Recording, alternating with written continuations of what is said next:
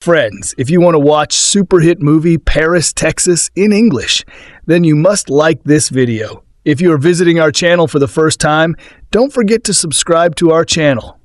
Friends, in today's video, the movie we are going to talk about is called Paris, Texas. I am also going to give you all the information on which platform or on which satellite channel you will get to watch this movie. This video is produced by. We will talk about what this movie is and where you can watch it, all the interesting facts about this movie in today's video. I'm going to tell you apart from this, we will discuss about the facts of this film's storyline, star cast actors' performance in the film, and which character has played which role. We will also talk about the story of this film, and I will give you a small review of the story of this film also. We'll talk in detail about the technical department, music department, pre-production, filming, post-production, budget, box office, collection of this film. That's why I request you friends to watch this video till the end, so let's start the video. Paris, Texas is a 1984 neo-western drama road film directed by Wim Wenders, co-written by Sam Shepard and L.M. Kit Carson, and produced by Don Guest. It stars Harry Dean Stanton, Nastassja Kinski, Dean Stockwell, Aurora Clement, and Hunter Carson. In the film, disheveled recluse Travis Henderson Stanton reunites with his brother Walt Stockwell and son Hunter Carson. Travis and Hunter embark on a trip through the American Southwest to track down Travis's missing wife, Jane Kinski. The film is a co-production between companies in France and West Germany, but it is English-spoken and was filmed primarily in West Texas, which also serves as its major setting. Cinematography was handled by Robbie Mueller, while the musical score was composed by Ry Cooder. At the 1984 Cannes Film Festival, it won the Palme d'Or from the official jury, as well as the Phi Presi Prize and the prize of the ecumenical jury. It went on to other honors and widespread critical acclaim, praising mainly direction, acting, cinematography, emotional resonance, and musical score. Plot. Travis Henderson is wandering through the West Texas desert, bewildered and holding an empty gallon water jug. He wanders into a convenience store, opens a freezer, and starts eating ice before losing consciousness. A doctor examines Travis and believes that he is mute. The doctor goes through Travis's wallet and finds a card with a phone number on it. He calls the number, which belongs to Walt Henderson, Travis's brother. Walt travels from Los Angeles to Terlingua, Texas, to pick up Travis, whom he had presumed was dead after not hearing from him for 4 years. Walt's wife, Anne, is worried since she and Walt had adopted Travis's son, Hunter, as Hunter's biological mother, Jane, had been out of his life for years. Walt finds Travis wandering miles down the road from the clinic. The brothers begin their road trip back to Los Angeles.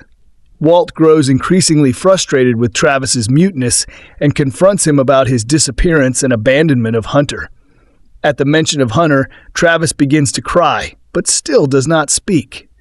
The following day, Travis finally begins to speak and produces a photo of a plot of land, explaining that he purchased a property in Paris, Texas. The brothers arrive in Los Angeles, where Walt and Anne live in the Verdugo Hills, overlooking the Burbank Airport. There, Travis is reunited with Hunter, who has little recollection of his father and is initially timid around him. Walt shows Hunter old home videos of them and Jane, and after persistence by Travis, Hunter grows comfortable around his father. Anne tells Travis in confidence that Jane deposits monthly payments into a bank account in Houston for Hunter. Anne pays particular attention to Travis, often seeking his attention around the house. Restless, Travis becomes determined to find Jane and tells Hunter that he must leave the following night. Hunter tells Travis that he wants to accompany him, though they do not have Walt and Anne's permission. Travis and Hunter embark on a road trip to Houston, with the two of them growing closer. They arrive at the bank on the day of the expected deposit and plan to locate Jane's car.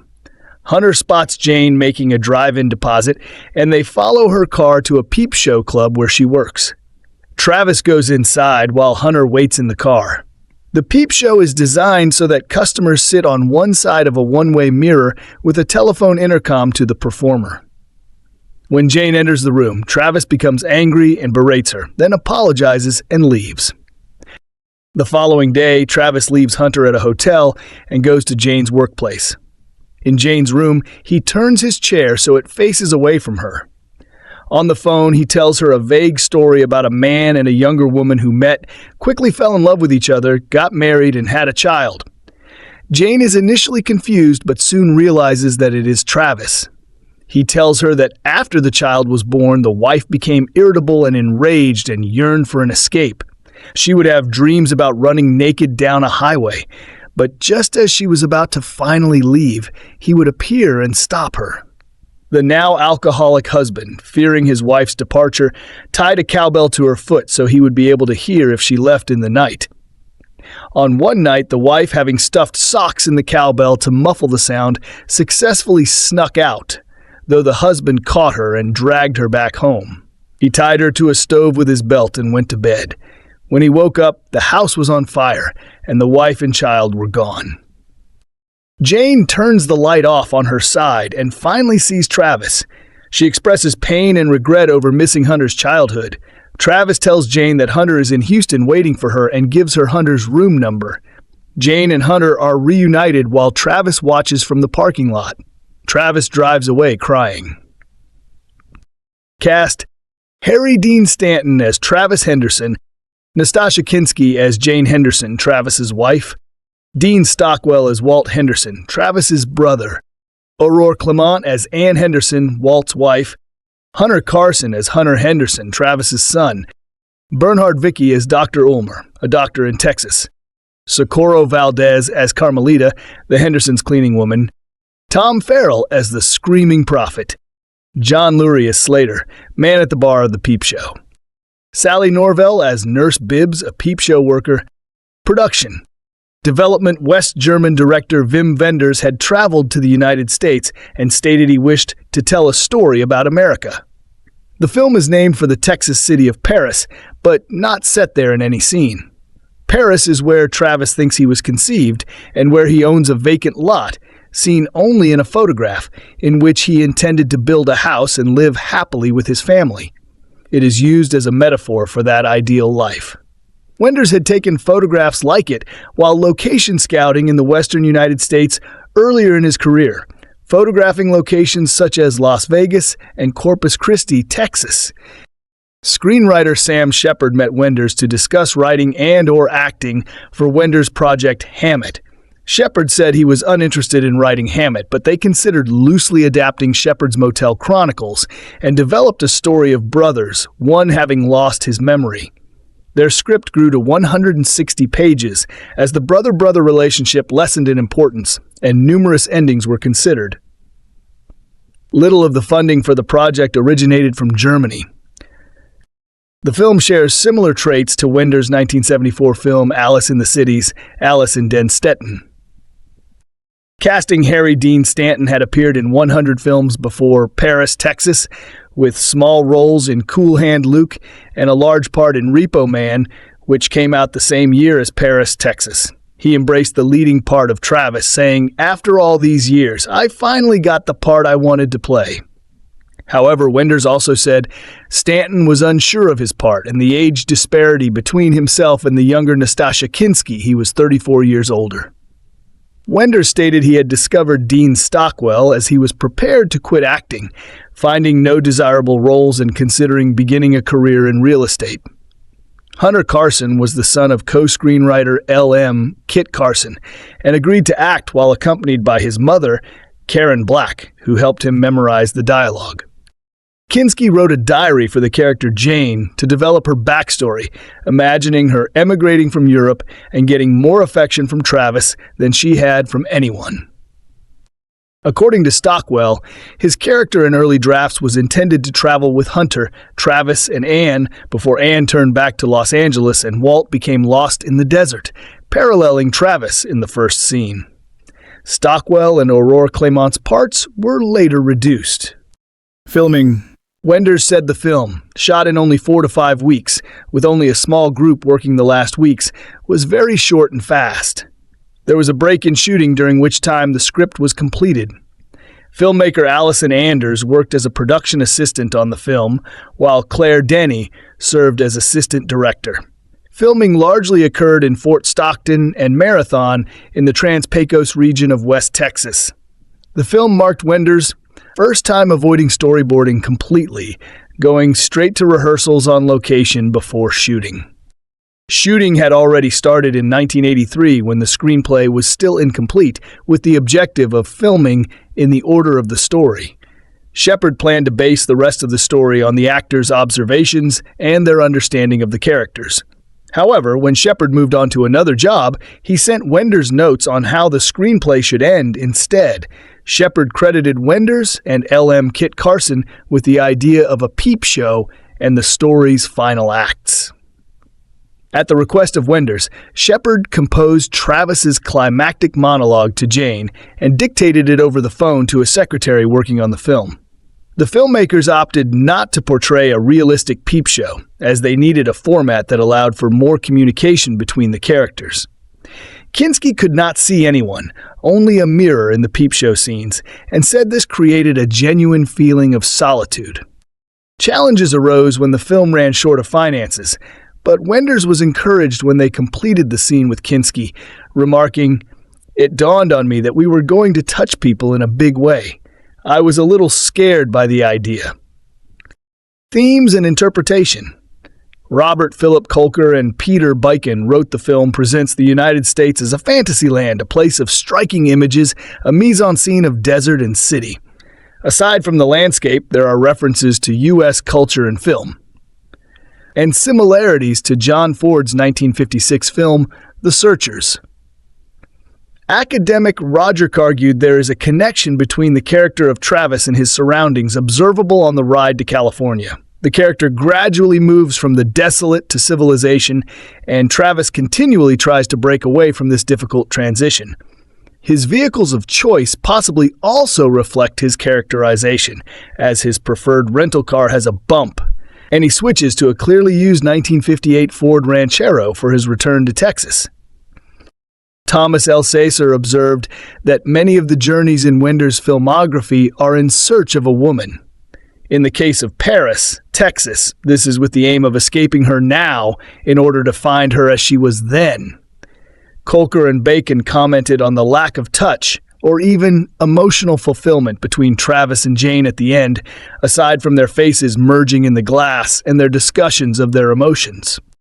Mark Silberman examined how personal identity is also a theme in the film, as the name Paris is deceptive, conjuring images of France but referring to Texas. This is evident in what Travis refers to as Daddy's joke about Travis's mother being from Paris, and his belief that he was conceived there causes him to believe going there will achieve self-realization. Elsaesser believed the ending signified Travis sending Hunter in his stead to reunite with Jane. Elsaesser found this to be an example of a complicated system in which various characters see each other through fantasy and remake each other as they desire. Travis's father had seen his mother as a Parisian, and this became a sickness. Cook opined that returning to the sanctuary of the road is Travis's response to having suffered the worst modern American experience, turning his son over to the boy's mother. Stan Jones suggested that the story involves a European way of seeing, as Travis evolves from being a perceiver to being a driving force, then back to being a perceiver before finally withdrawing. Wenders said that the final scene, where Travis leaves Jane and Hunter behind, marked the beginning of the next chapter in his own filmography. This scene for me had a liberating effect. I let him disappear in my own way, and all my previous male characters went with him. They've all taken up residence in a retirement home on the outskirts of Paris, Texas. Paris, Texas belongs in the road movie genre, while Guardian critic Guy Lodge suggested it could also be considered a Western. Stan Jones noted Mark Luprecht had classified Paris, Texas as a tragedy and had detected Oedipal themes in its depiction of family. Style? Paris, Texas is notable for its images of the Texas landscape and climate. Wenders had emphasized roads in his earlier works, particularly his road movie trilogy, to depict characters' journeys, with the setting of Texas removing the cultural boundaries of Europe. The opening gives an aerial perspective of the dry desert. Critic Emmanuel Levy noted the shots that follow of billboards, placards, graffiti, rusty iron carcasses, old railway lines, neon signs, motels. The film's production design was by Kate Altman. Cinematographer Robbie Mueller had frequently worked with Wenders, and the photography in Paris, Texas, is characteristic of Mueller's style, which director Steve McQueen defined as a visual language to capture what appear to be men falling to their deaths in slow motion. Senses of Cinema critic Lee Hill also compared it to the art of Edward Hopper and Edward Ruscha. The film is accompanied by a slide guitar score by Ry Cooder, employing Blind Willie Johnson's Dark Was the Night, Cold Was the Ground, which Cooder hailed as the most transcendent piece in all American music. Screen International editor Nick Roddick wrote the music gives a quality of yearning to the bleakness of the landscape. In 2018, Cooder revealed a specific source of inspiration during an interview on BBC Radio 4. Wenders did a very good job at capturing the ambience out there in the desert, just letting the microphones get tones and sound from the desert itself, which I discovered was in the key of E flat. That's the wind. It was nice. So we tuned everything to E flat. Release Paris, Texas competed at the 1984 Cannes Film Festival, with Wenders claiming that Stanton was so anxious about Cannes that they hired Sean Penn to assist with Stanton's preparations for the screening. Roddick remarked on how the film's affectionate portrayal of the U.S. was well received by European filmmakers at Cannes at a time of high anti-Americanism given the presidency of Ronald Reagan. Conflicts between Wenders Road Movies Company and distributor Filmverlag over how many copies of Paris, Texas should be released in West Germany following Cannes caused it to be initially denied a theatrical release there, so bus tours were launched to transport German viewers to Zurich for showings. Road Movies launched a lawsuit to sever ties with Filmverlag, and the film reached West German theaters 8 months later. It was screened at the Sundance Film Festival in 1985 and again in 2006 as part of the Sundance Collection category. It returned to Cannes for the Cannes Classics section of the 2014 festival after being restored by Cinepost. The film has been released on DVD and Blu-ray in Region 1 by the Criterion Collection. Reception. Critical response. Roger Ebert gave the film 4 out of 4 stars, writing, Paris, Texas is a movie with the kind of passion and willingness to experiment that was more common 15 years ago than it is now. It has more links with films like 5 Easy Pieces and Easy Rider and Midnight Cowboy than with the slick arcade games that are the box office winners of the 1980s. It is true, deep, and brilliant.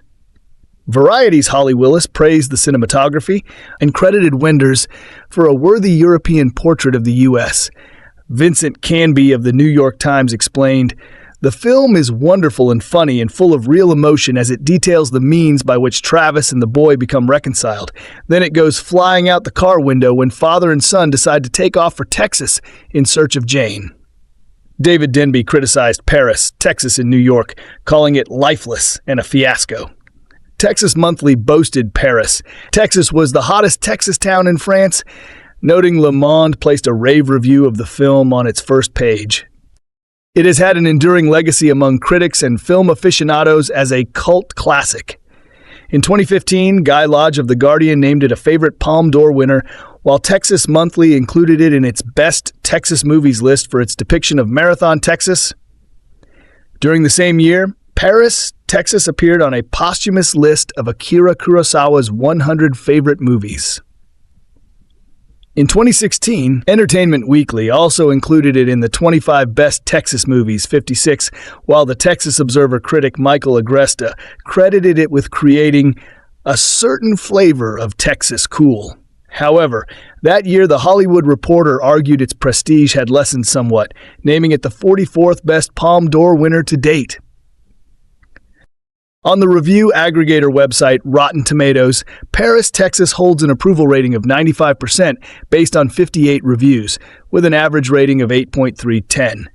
The website's critics' consensus reads, "A quiet yet deeply moving kind of Western, Paris, Texas captures a place and people like never before or after."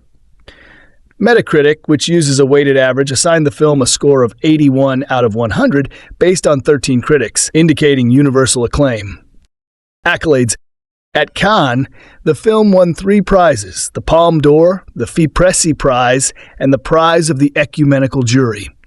The decision from the main jury on the Palme d'Or was unanimous, with one of the members being French cinematographer Henri Alekin, who would later work with Wenders on Wings of Desire. Legacy. The Irish rock group U2 cited Paris, Texas as an inspiration for their album The Joshua Tree. Scottish rock bands Travis and Texas both took their names from the film. The hip-hop duo Paris, Texas also took their name from the film.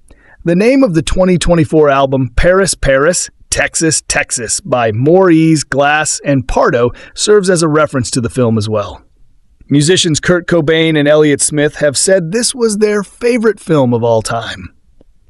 The film has also influenced later directors, including David Robert Mitchell, who made It Follows 2014, saying the aesthetics in its framing and composition were instructive. Wes Anderson was also inspired by Wenders' home movie scene with the photographs of the dead wife in the Royal Tenenbaums, 2001.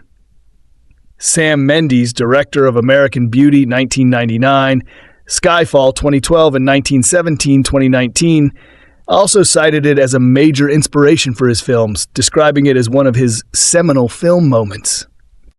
In 1986, the photography Wenders took on his location scout for Paris, Texas was exhibited at the Centre Georges Pompidou in Paris, France, under the title Written in the West.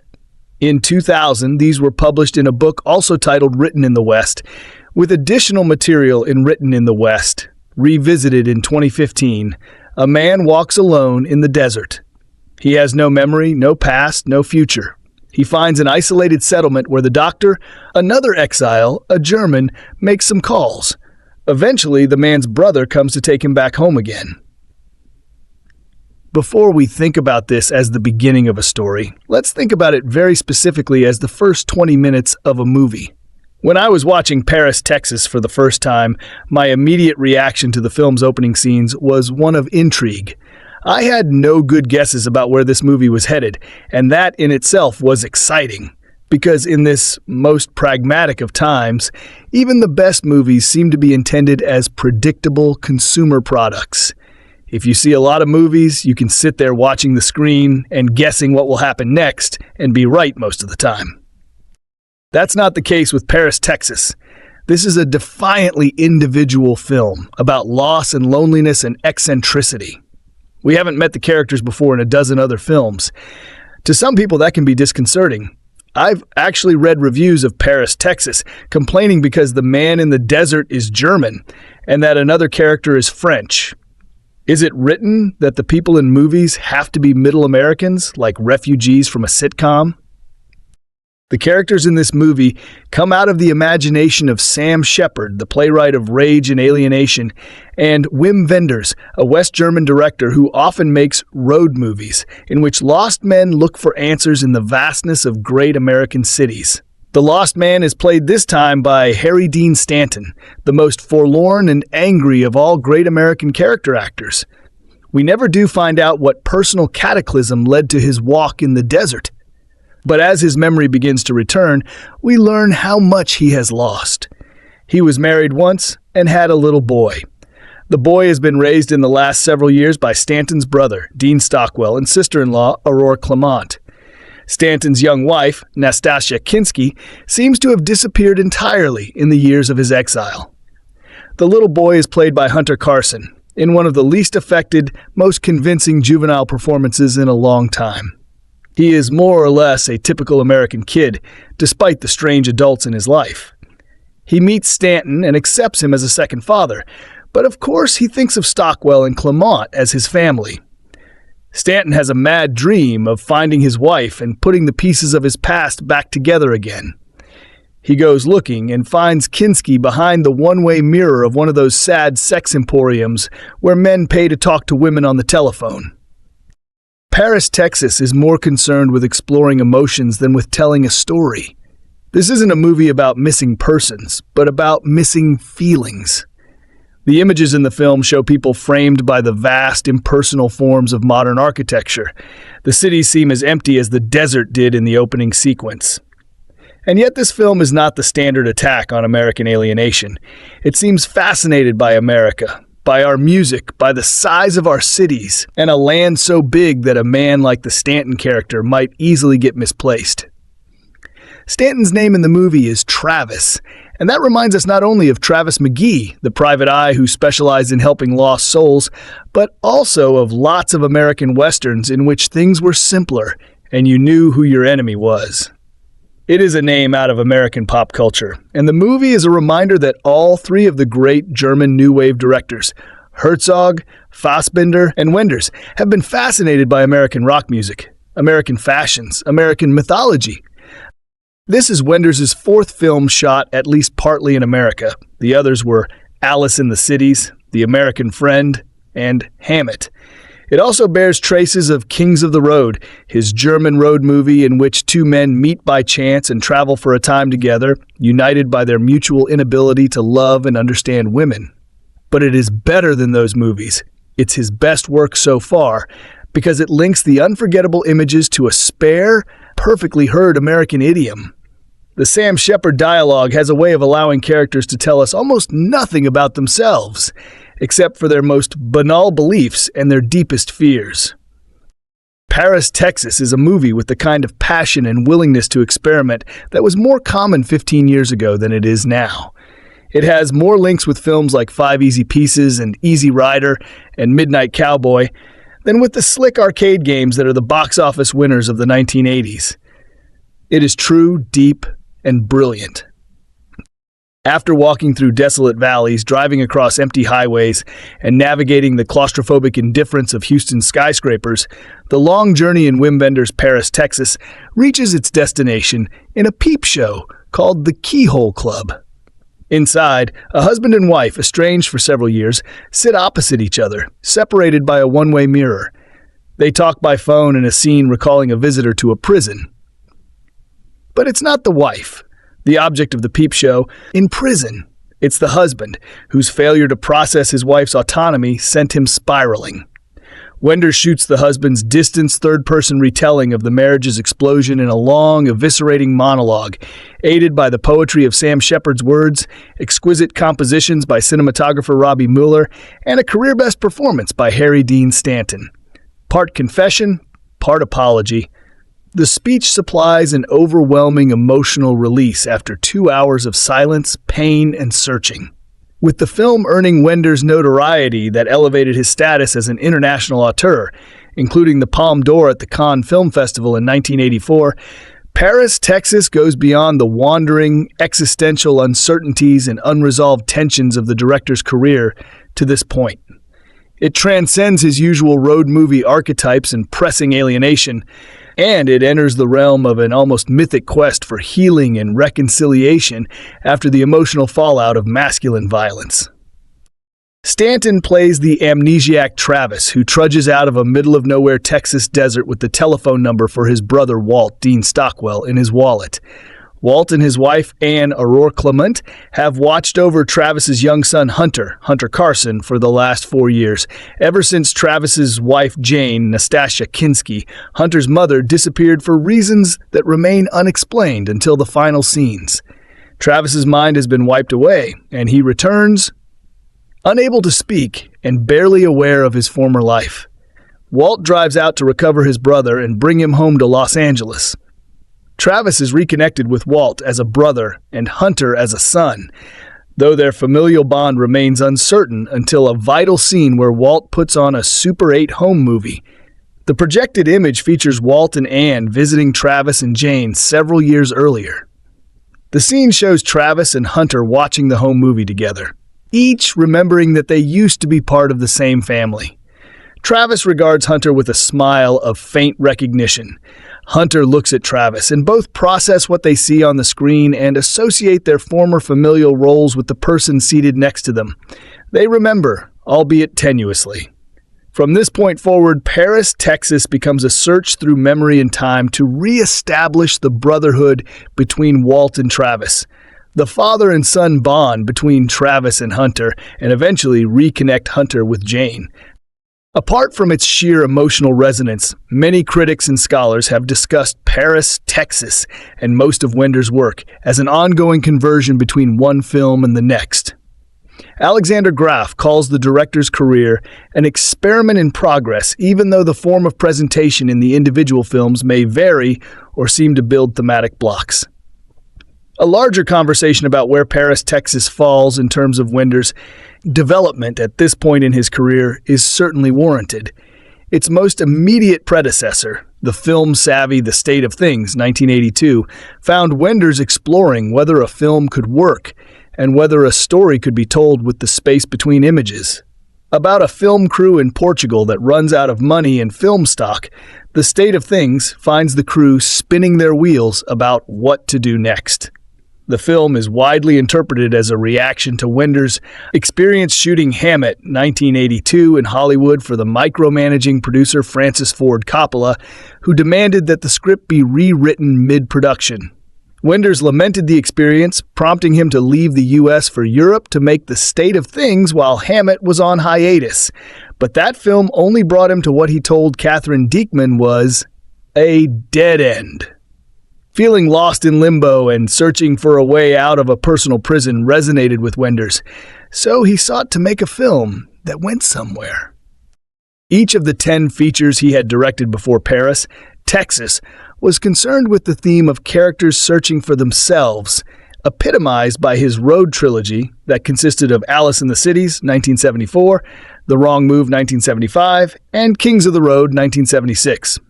Just as his characters drive in Europe and the United States, trying to locate an identity, Wenders' career has a similar trajectory.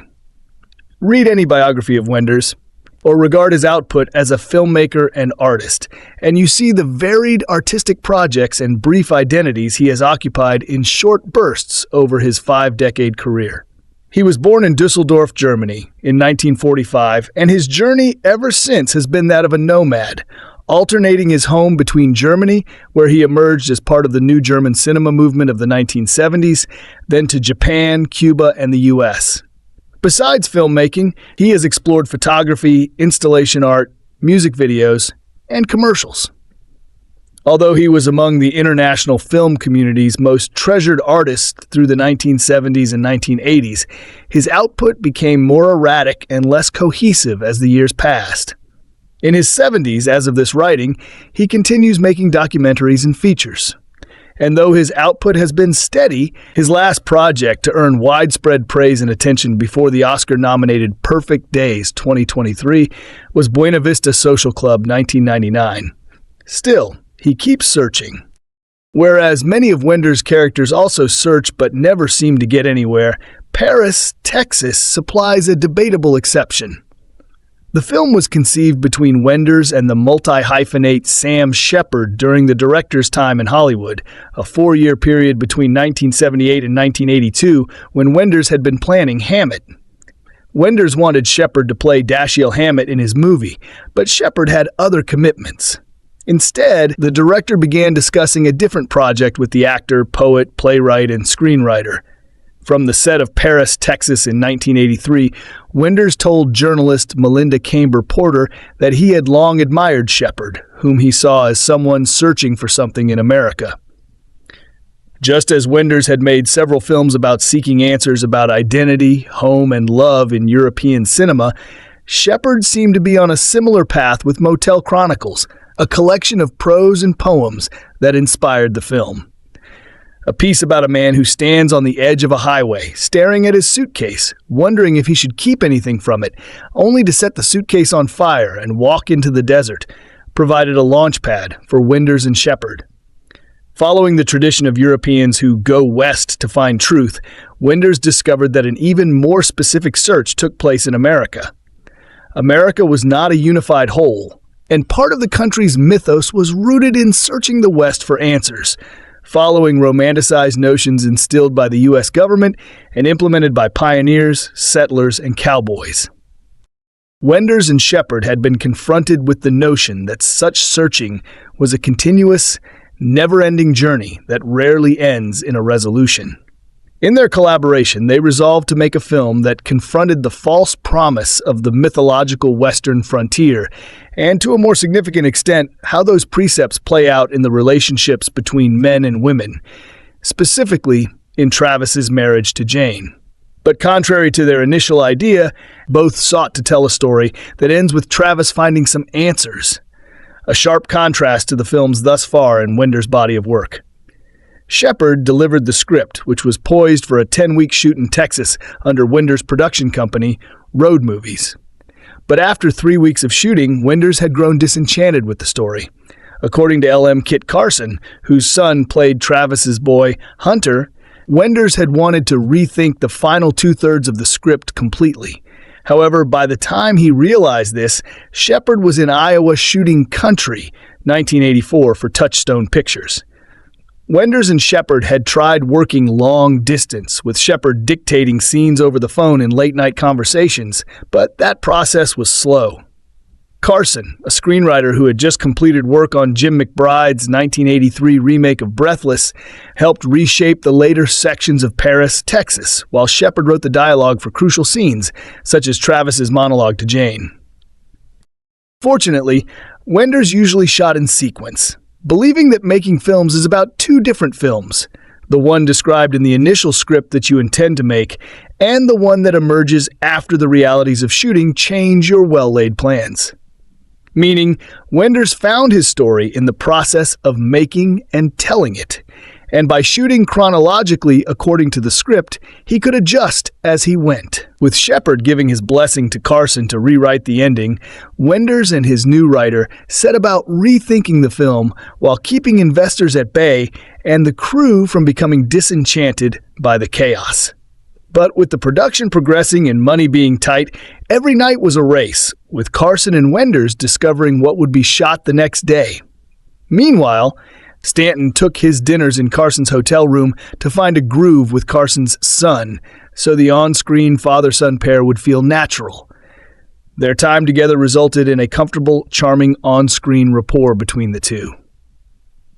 Each day on the set, Wenders took the time to explain to everyone involved, not just the actors, not just Mueller, what they were shooting and why. However haphazard the production may have seemed for the film workers at times, everyone involved experienced the narrative's exploration, suggesting that Wenders required an experiential component to tell this searching story. For those behind the camera and in front of it, the quest was a healing process. Some scholars have compared the narrative of Paris, Texas to John Ford's The Searchers, 1956.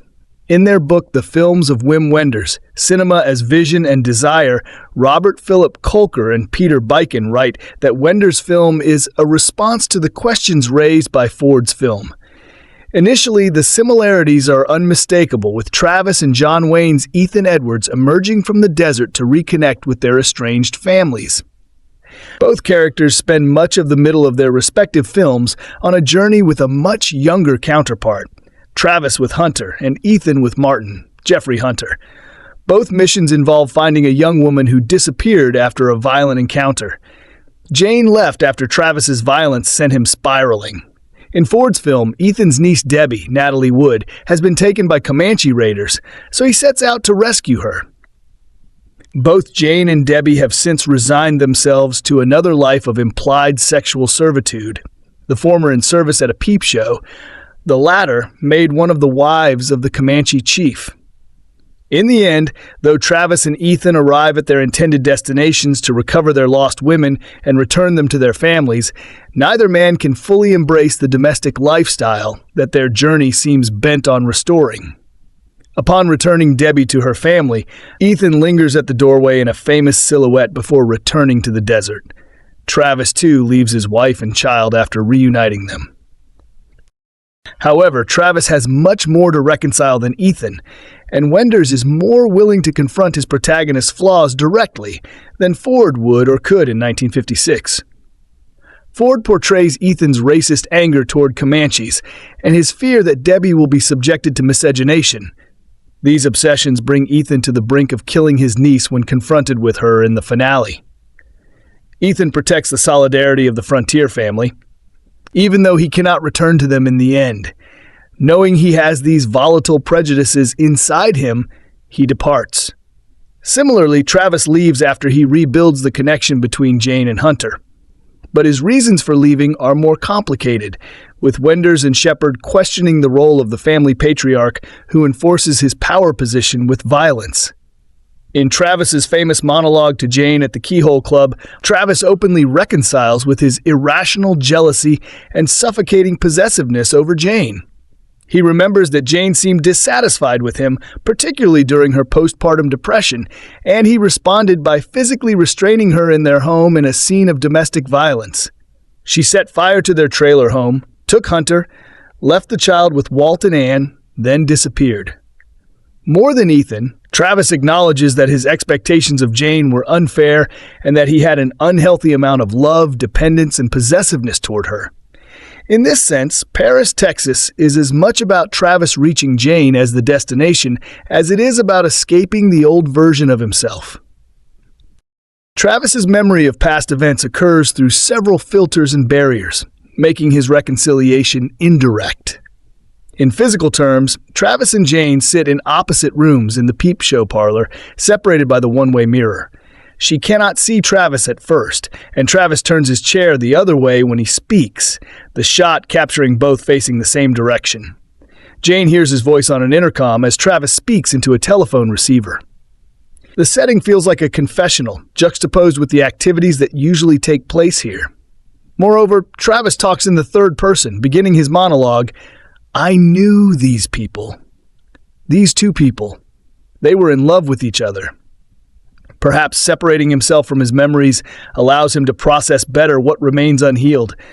Or maybe he is so removed from that version of himself that Travis sees his past as another identity altogether. In either case, when Travis finally turns to face her, Miller overlays Travis's reflection on the one-way mirror atop Jane's face in the opposite room, one face over the other, implying the shared trauma of their past. Despite the physical and psychological barriers between them, Travis, in his verbalization of their history, offers a more direct acknowledgement of his masculine jealousy and violence than Ethan. In Wenders and Shepard's poetic terms, Travis represents an archetypal patriarchal role in the American family, though he remains in conflict with that role.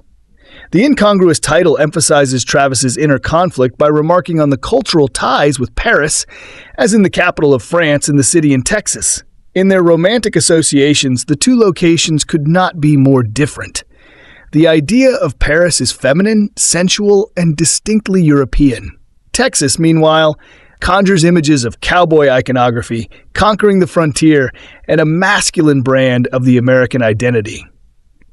Wenders has said that Paris, Texas is about men and women, and how their prescribed gender roles often prevent them from making meaningful connections and identifying with one another. That innate clashing, underscored by the title, contrasts two unique mythologies people hope to achieve. Travis has tried to conform to that masculine idea, adopting its violence and implied desire to conquer and control the family. He has tried to become Texas and enforce these ideals onto Jane, a Parisian archetype, but it resulted only in pain. The pain he caused Jane and, by extension, the pain he caused himself. Travis learns through the narrative that masculine and feminine roles, the romantic notions of Texas and Paris, inhabit mythologies, generalizations, or broad frameworks of understanding. By the final scenes, he recognizes that people are more complicated than that. Of course, the real-life Paris, Texas exists in Lamar County, in the northeastern part of the state, and plays a referential role in the film. Travis shares a story with Walt, passed down from their father, that their parents first made love in Paris, and likely Travis was conceived in the Texas town. It was their mother's birthplace, which their father used to joke about, saying she was from Paris, at which point he would pause, allowing the listener to fill in the blank of France, only to add Texas. Eventually, their father's sickness led to him pretending their fancy mother was from Paris, France. So when Travis and Jane were together, Travis purchased a plot of land in Paris, Texas, hoping to build a home and reconnect with the concept of what a family should be, a domineering male and a glamorous female. He carries a faded photograph of the plot with him. Though the space is little more than dirt and gravel, a telling sign that Travis's former view of a family and home, informed by patriarchal expectation, is empty and fruitless. The town and how the place informs his behavior with Jane consume Travis's former self, So when he finally begins to emerge from his silence early in the film, Paris is his first word. But Travis must relearn what a family is with his new perspective. And so, Wenders structures the film around 3 sets of reunified family relationships. The renewed bond between siblings when Walt picks up his brother from Texas and returns him to Los Angeles, the father and son, Travis and Hunter, reconnecting in the second act, and the family, Jane and Hunter, coming together by the ending. Among these, the brotherly bond might go overlooked, though it's the relationship in which Shepard may have the most influence. The playwright already examined brotherly dynamics in his play True West. Walt remains a fascinating character because he represents a distributor of false ideas, the sort of romantic associations to which Travis clung in the past. Walt works as an advertiser, making large billboard signs in the city that invade the landscape. Wenders introduces him overseeing a Trompe-l'oeil skyscraper that quickly reveals itself as an ad, hinting at the film's theme of the line between mythos and reality. Walt represents everything that Travis now rejects, his name a reference to Walt Disney, his cap branded with the Stetson logo. By contrast, Travis's cap is plain, red, and austere. His domestic life rooted in the traditional dynamics that caused such a fissure between Travis and Jane. At the beginning of their relationship, Walt serves as a kind of father figure to Travis, buying his brother clothes, putting up with his tantrum on the plane, and driving him back to Los Angeles. Travis even sits in the back seat like a child, withdrawn and quiet in a silent routine, much to Walt's annoyance. Gradually, Travis begins to emerge again, remembers how to speak, and only takes on the role of an adult after being confronted with Hunter and the home videos of his former self. It's as though Travis has been reborn and needs to relive his childhood under Walt before becoming Hunter's father, a role he learns to play in amusing scenes with the help of Walt and Anne's maid, Carmelita, Socorro Valdez. She teaches him how to dress and walk the part. Similarly, Travis must relearn domesticity by inhabiting Walt and Anne's home and observing their behaviors, even as he remains uneasy in their company. Within the domestic sphere of Walt's household, Anne's presence remains fascinating and more complex than a mere homemaker. A Frenchwoman, she embodies Travis and Walt's father's ideal for his Parisian wife, a nod toward the title's romantic cultural illusion, which Walt, who surrounds himself with artificial billboards and corporate logos, has fulfilled.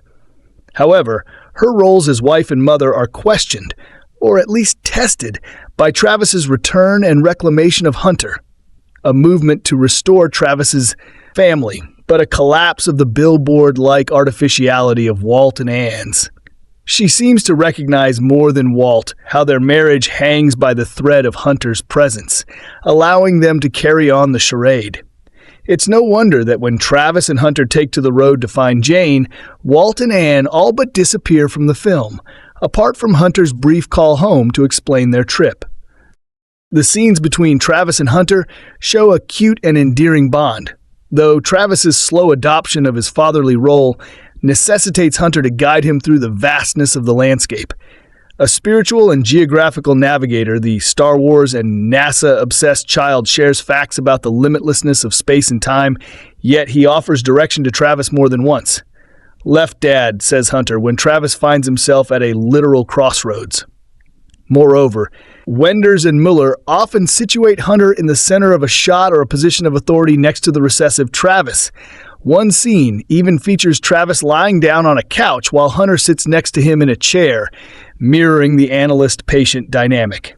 Still, Travis never fully returns to his role as Hunter's father, nor does he confront his failures as a father with Hunter. Their journey to Houston is bittersweet in that sense. Wenders hints at the possibility of something more between them, but Travis proves childlike and inadequate for the conventional roles of father and husband.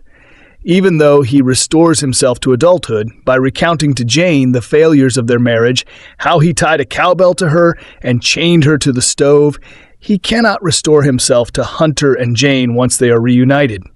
He remains at a remove, both literally in the sense that he keeps himself at a distance from Jane in the parlor, and figuratively in that the ideas of the family and their images in the home video are unreal to Travis.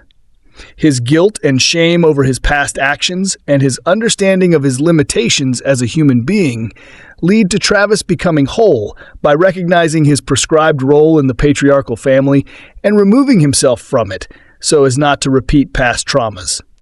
Travis's new beginning is hopeful, but rather tragic in its solitude.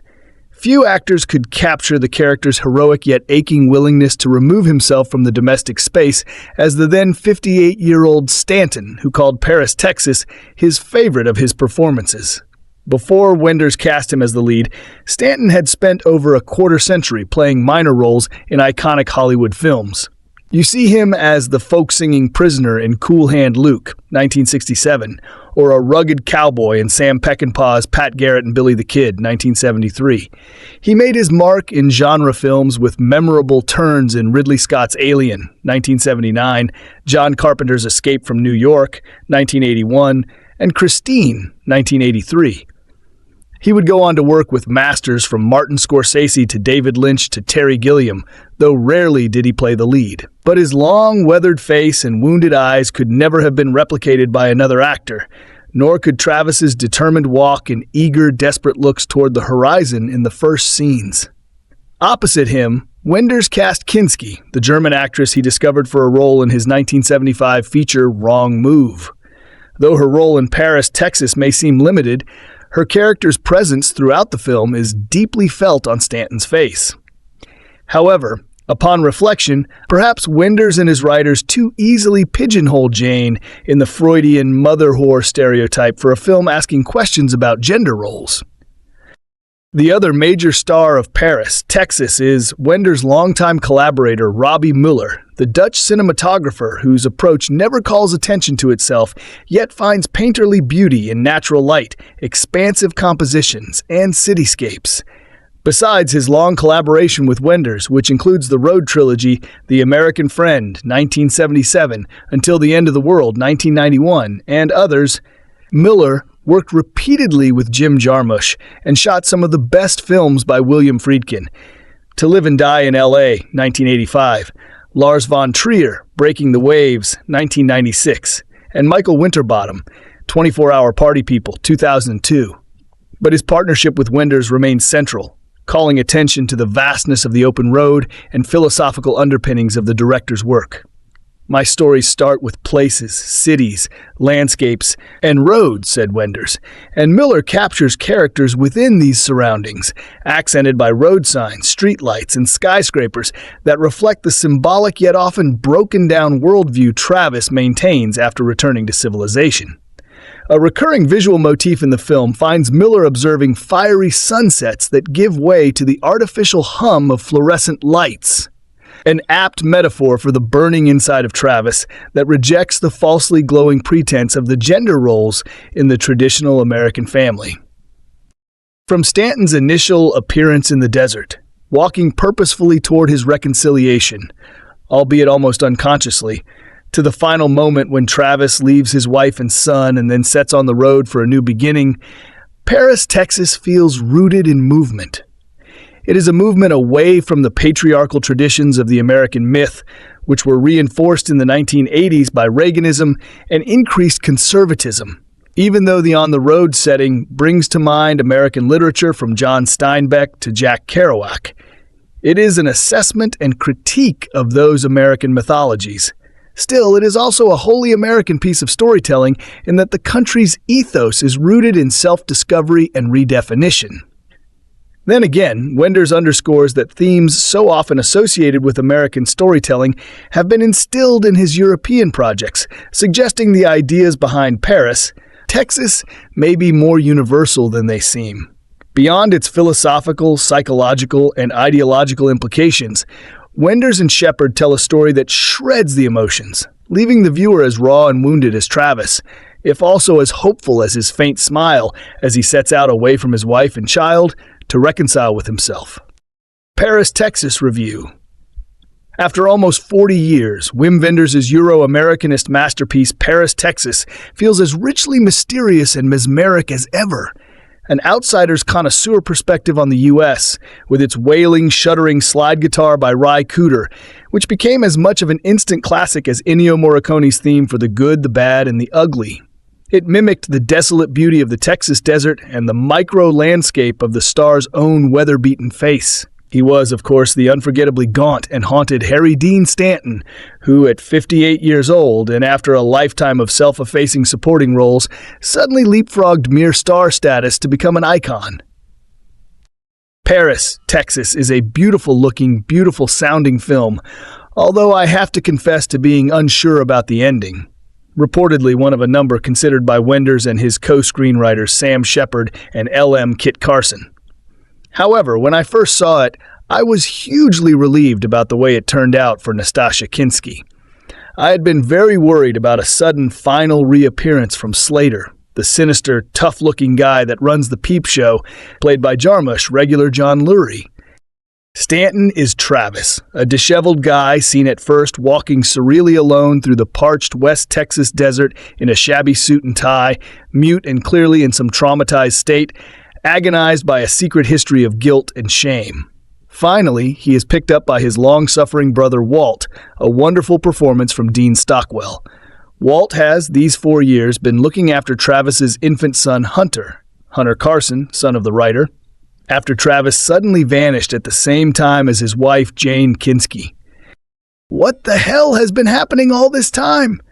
Walt and his French wife Anne, Aurore Clement, take Travis into their home, if not yet their hearts, and he lives with them in suburban L.A., hardly more than a kid himself. Travis opens up about his dreamy, long-forgotten plan to live in the little town of Paris, Texas, where he was conceived, and he gets it together sufficiently to take Hunter on a road trip with him to Houston, where he has discovered Jane is living. It is there he finds her working in a sleazy and somewhat bizarre peep show, A Lynchian Touch. The lonely geographies of Texas and the unglamorous Los Angeles suburbs are superbly caught, and Wenders and Shepard indulge a love of motels with their heartbreaking neon signs about TV and aircon. This movie did much to make motels the signifier of roadside reality and the American heartland, and rescue them from the taint of Psycho and the Bates Motel. Walt, incidentally, has a job creating billboards, the occasion for some witty scene setting. He shows us a poster of Barbra Streisand's face, distorted and foreshortened like the skull in Holbein's The Ambassadors. There's a great extended scene as Travis walks across a highway bridge to the accompaniment of a male voice ranting hysterically. Is it the radio? No, it's a disturbed guy screaming into the traffic whom Travis has been calmly approaching this whole time and passes with a casual pat on the shoulder. Finally, there are those amazing climactic scenes in the Peep Show, a metaphor for Travis and Jane's alienation from each other. Kinski has the supremely difficult job of showing us Jane's backstory in just 2 scenes. As Travis starts telling her their story, without revealing who he is, Kinski shows how Jane is at first bemused, then startled, then moved by what she still thinks is this story's fortuitous resemblance to her own, and then her devastation at the truth. The sordid loneliness and weird alienation of these sequences, coming after the more reassuring story of domestic comfort and father-son bonding, delivers the film's enduring impact. It is an eerie, sad story whose meaning disappears over the vast horizon as if on a highway heading away through the desert. The European, German, French co-production Paris, Texas, under the direction of Wim Wenders, is one of the most beautifully lensed films at Cannes. Hats off to cinematographer Robbie Muller, and the entry is the odds-on favorite to walk away with a top prize at this year's fest. Nevertheless, at 150 minutes running time, the film takes on epic proportions and will thereby have its difficulties on both the commercial and arthouse circuits, unless it's whittled down by a half hour. Relatively easy during the second half, to maintain the given momentum of the narrative line.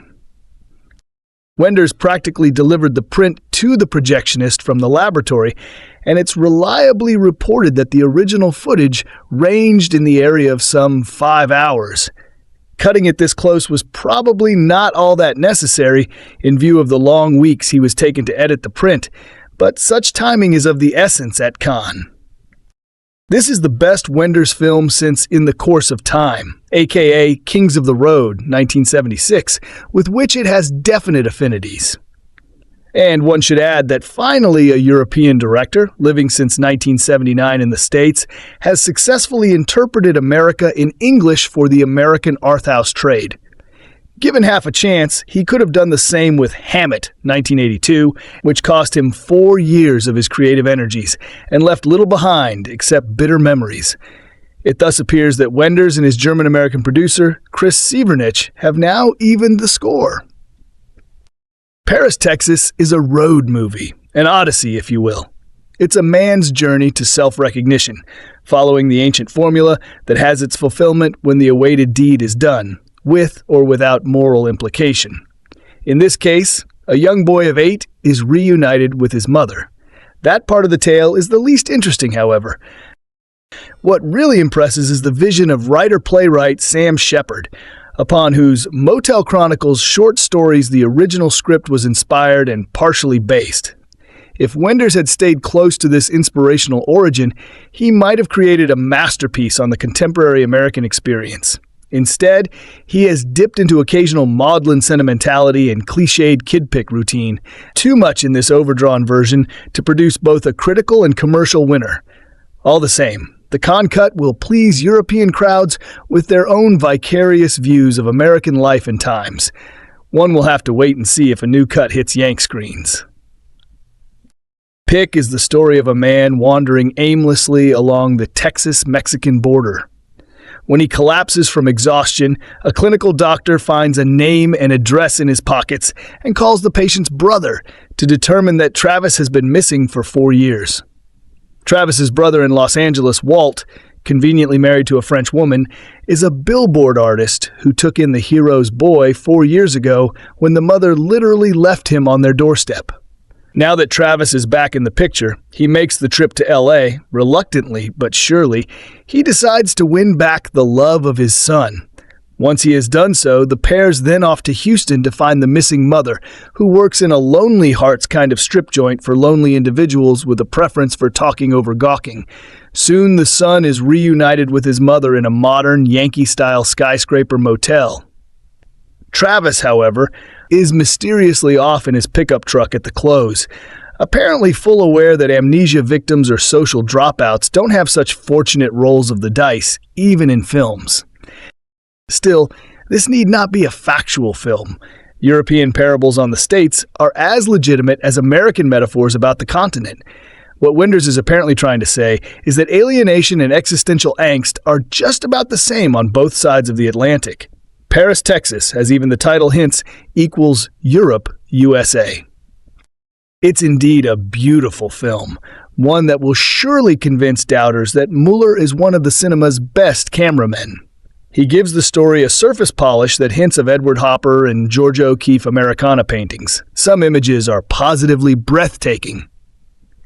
As for Wenders' casual control of the actors, Dean Stockwell as Walt is a standout, while Harry Dean Stanton as Travis only comes alive in the interim segments when he recovers his taste for humanity. Aurora Clement as Walt's wife, Anne, fairly steals the show with her modest, heart-tugging supportive role, while Nastassja Kinski is hampered in a part that drags the film out interminably during a duologue with Stanton at the end that is supposed to fit all the pieces together. It doesn't. Paris, Texas is refined arthouse cinema, yet too slow and calculated to score in the box office big time, unless a final cut is made. Paris, Texas. The brothers arrive in Los Angeles, where Walt and live in the Verdugo Hills, overlooking the Burbank airport there. Travis is reunited with Hunter, who has little recollection of his father and is initially timid around him. Walt shows Hunter old home videos of them and Jane, and after persistence by Travis, Hunter grows comfortable around his father and tells Travis in confidence that Jane deposits monthly payments into a bank account in Houston for Hunter and pays particular attention to Travis often. Seeking his attention around the house restless, Travis becomes determined to find Jane and tells Hunter that he must leave the following night. Hunter tells Travis that he wants to accompany him, though they do not have Walt and Anne's permission. Travis and Hunter embark on a road trip to Houston, with the two of them growing closer. They arrive at the bank on the day of the expected deposit and plan to locate Jane's car. Hunter spots Jane making a drive-in deposit, and they follow her car to a peep show club where she works. Travis goes inside while Hunter waits in the car. The peep show is designed so that customers sit on one side of a one-way mirror with a telephone intercom to the performer. When Jane enters the room, Travis becomes angry and berates her, then apologizes and leaves the following day. Travis leaves Hunter at a hotel and goes to Jane's workplace in Jane's room. He turns his chair so it faces away from her on the phone. He tells her a vague story about a man and a younger woman who met quickly, fell in love with each other, got married, and had a child. Jane is initially confused, but soon realizes that it is Travis. He tells her that after the child was born, the wife became irritable and enraged and yearned for an escape. She would have dreams about running naked down a highway, but just as she was about to finally leave, he would appear and stop her. The now alcoholic husband, fearing his wife's departure, tied a cowbell to her foot so he would be able to hear if she left in the night. On one night, the wife, having stuffed socks in the cowbell to muffle the sound, successfully snuck out, though the husband caught her and dragged her back home. He tied her to a stove with his belt and went to bed. When he woke up, the house was on fire and the wife and child were gone. Jane turns the light off on her side and finally sees Travis. She expresses pain and regret over missing Hunter's childhood. Travis tells Jane that Hunter is in Houston waiting for her and gives her Hunter's room number. Jane and Hunter are reunited while Travis watches from the parking lot. Travis drives away crying. Cast: Harry Dean Stanton as Travis Henderson, Nastassja Kinski as Jane Henderson, Travis's wife Dean Stockwell as Walt Henderson, Travis's brother Aurora Clement as in Henderson, Walt's wife Hunter Carson as Hunter Henderson, Travis's son Bernhard Wicki as Dr. Almer, a doctor in Texas, Socorro Valdez as Carmelita the Hendersons' cleaning woman, Tom Farrell as the Screaming Prophet, John Lurr as Slater Man at the bar of the Peep Show, Sally Norville as Nurse Bibbs, a Peep Show worker. Production West. German director Wim Wenders had traveled to the United States and stated he wished to tell a story about America. The film is named for the Texas city of Paris, but not set there in any scene. Paris is where Travis thinks he was conceived and where he owns a vacant lot, seen only in a photograph in which he intended to build a house and live happily with his family. It is used as a metaphor for that ideal life. Wenders had taken photographs like it while location scouting in the western United States earlier in his career.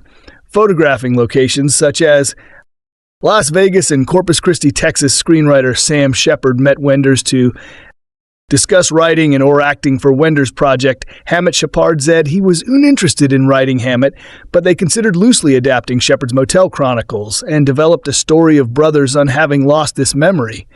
Their script grew to 60 pages as the brother relationship lessened in importance and numerous endings were considered. Little of the funding for the project originated from Germany. Casting Harry Dean Stanton had appeared in 100 films before Paris. Texas, with small roles in Cool Hand Luke and a large part in Repo Man, which came out the same year as Paris, Texas.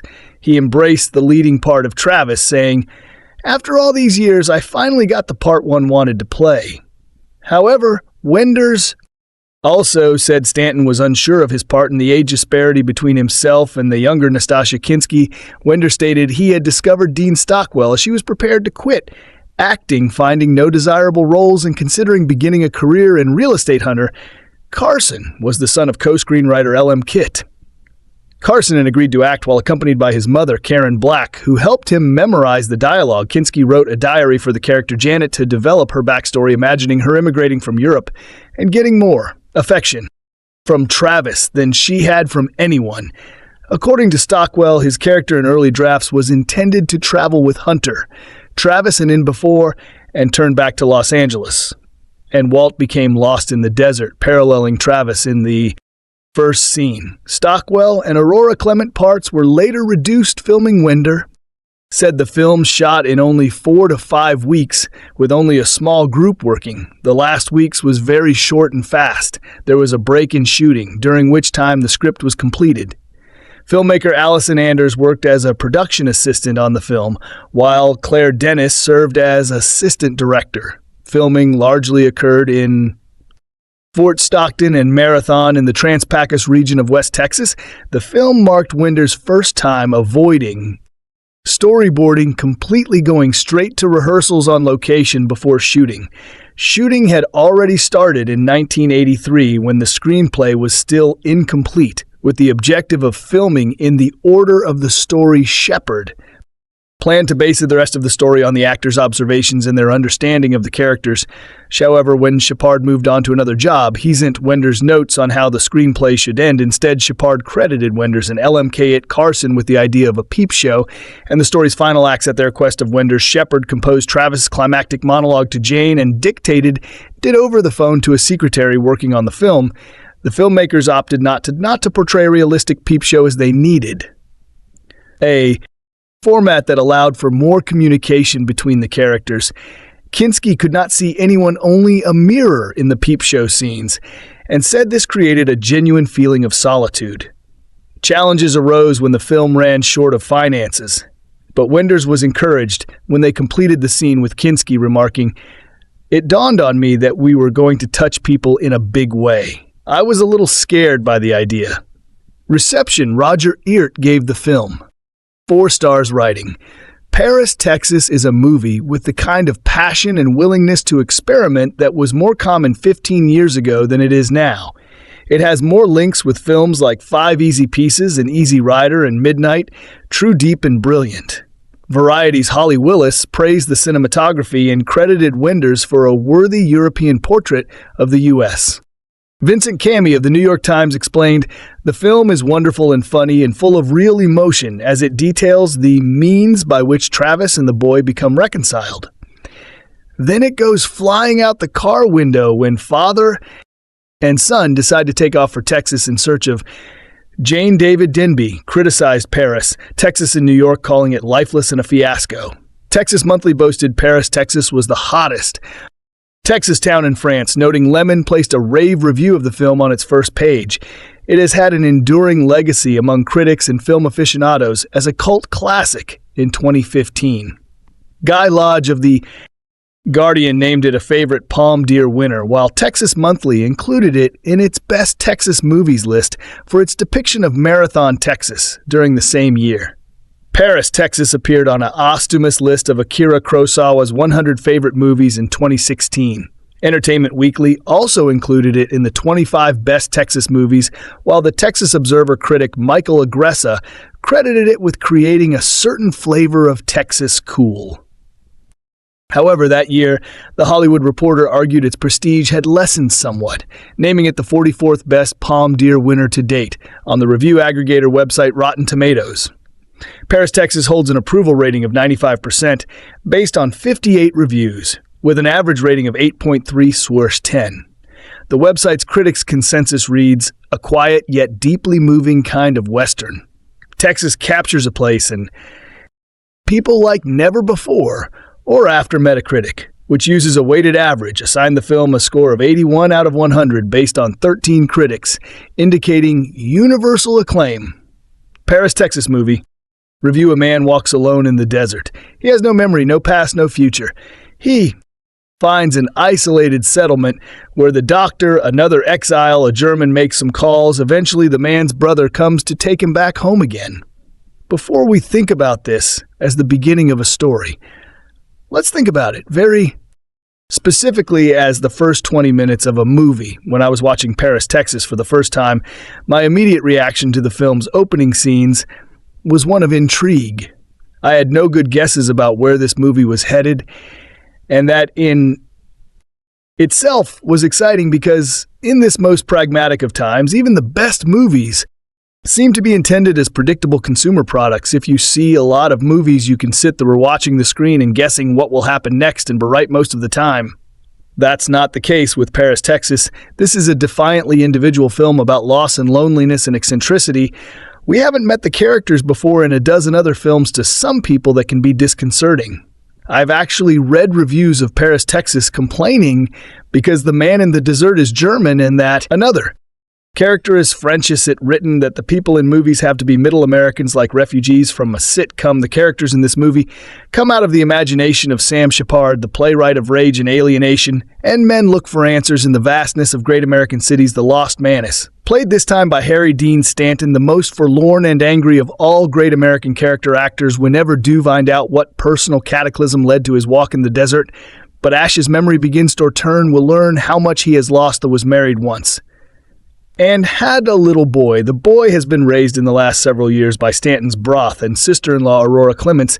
Stanton's young wife seems to have disappeared entirely in the years of his exile. The little boy is played by Hunter Carson in one of the least affected, most convincing juvenile performances in a long time. He is more or less a typical American kid, despite the strange adults in his life. He meets Stanton and accepts him as a second father. But of course, he thinks of Stockwell and Clement as his family. Stanton has a mad dream of finding his wife and putting the pieces of his past back together again. He goes looking and finds Kinski behind the one-way mirror of one of those sad sex emporiums where men pay to talk to women on the telephone. Paris, Texas is more concerned with exploring emotions than with telling a story. This isn't a movie about missing persons, but about missing feelings. The images in the film show people framed by the vast, impersonal forms of modern architecture. The cities seem as empty as the desert did in the opening sequence. And yet this film is not the standard attack on American alienation.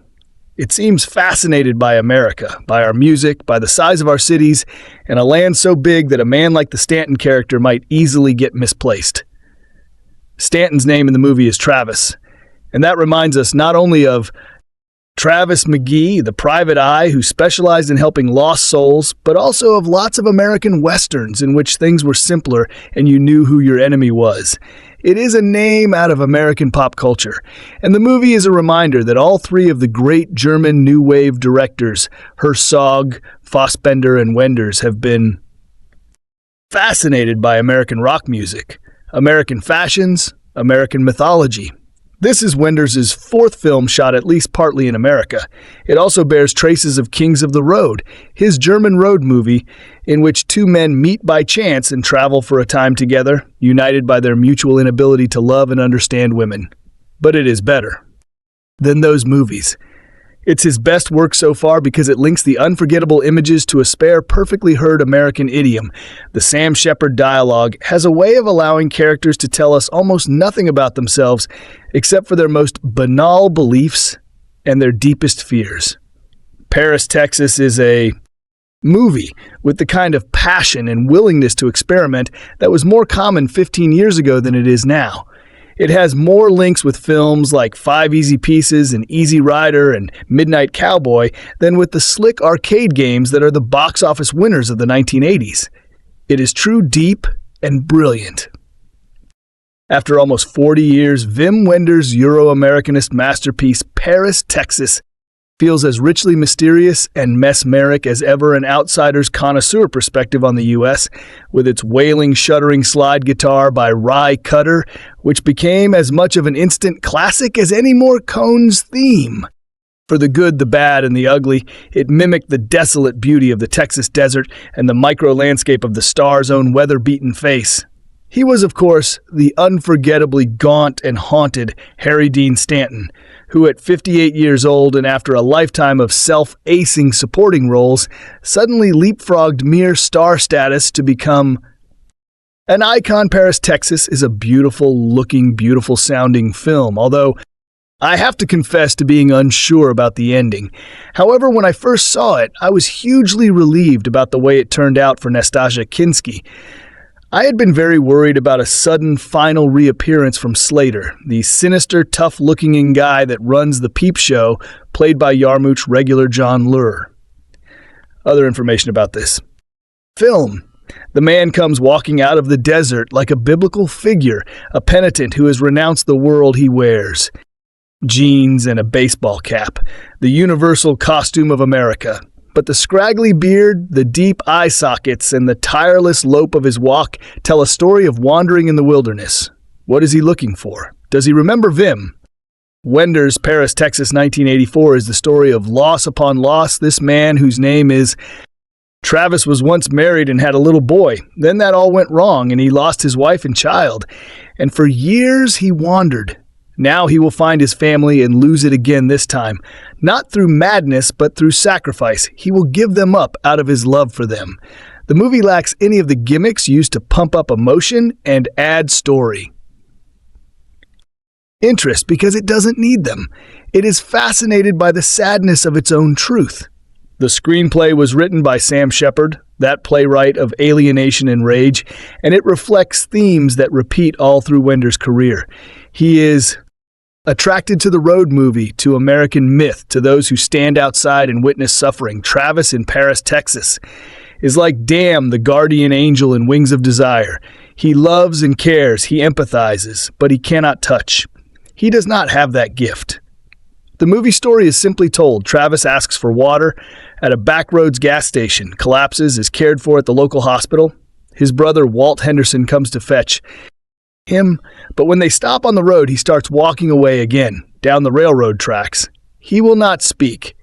And when he finally does start speaking, it's as if he is haltingly reassembling a self that he lost track of Walt and his wife, and live in Los Angeles with Hunter, who is Travis's son. We gradually learn pieces of the story. Hunter was left with the Hendersons by Travis, wife Jane Nastassja Kinski, who could no longer care for him, but who sends a check every month from a bank in Houston.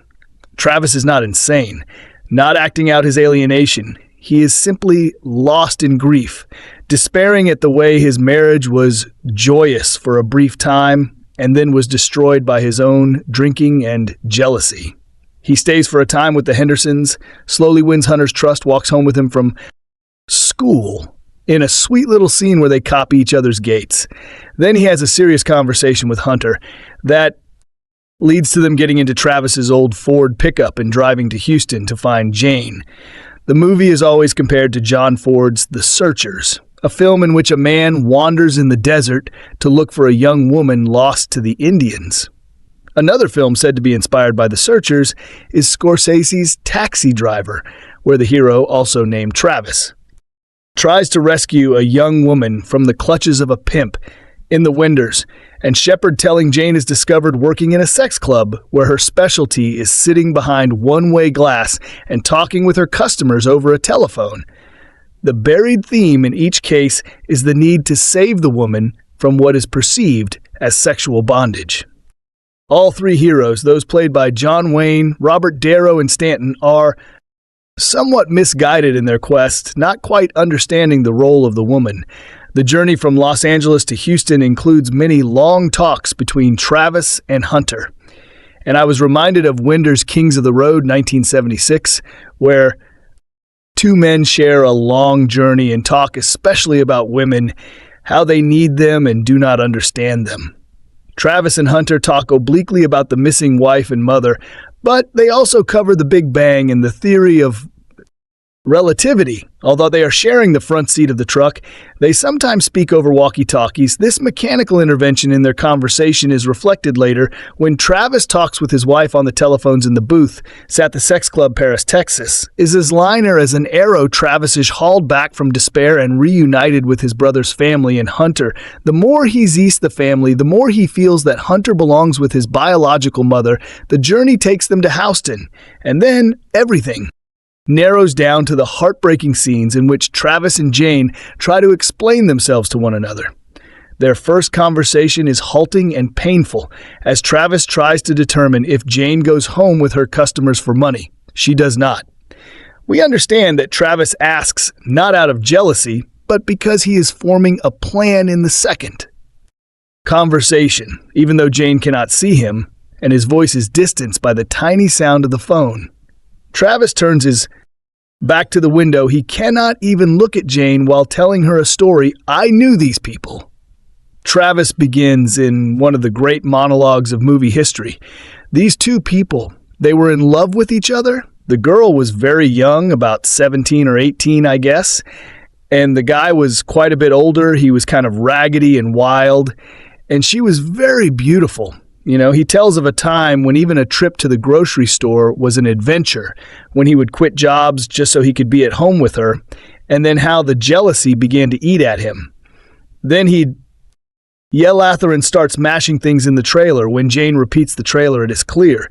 She knows this is Travis. She continues with his story, ended when the marriage is in wreckage and he wakens with the trailer on fire.